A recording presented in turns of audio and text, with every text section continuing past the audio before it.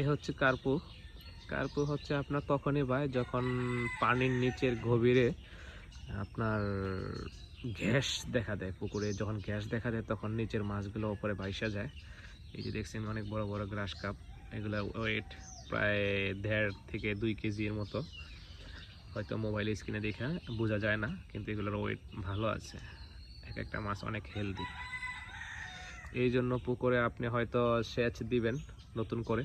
যদি সেচ ব্যবস্থা না দিতে পারেন, যদি পানি যেহেতু এখন প্রচুর গরম, সেই সাথে রোদ তাপমাত্রা পুকুরে পানি শুকায় যায়, যদি এরকম কোনো ব্যবস্থা না থাকে তাহলে আপনি বাজার থেকে আইনা অক্সিজেন পাওয়া যায়, অক্সিজেন দিবেন। অক্সিজেন দিলে মাছটা আস্তে করে ডুবে যাবে। আর নয়তো যদি কারো কাছে মানে আশেপাশে দোকান ভালো থাকে তাহলে আপনি জিওলাইট দিতে পারেন। জিওলাইটটা খুব উপকার, পুকুরের গ্যাস রিলিজ করে, খুব ভালো একটা কাজ করে। ওকে, ধন্যবাদ, ভালো থাকবেন, আল্লাহ হাফেজ।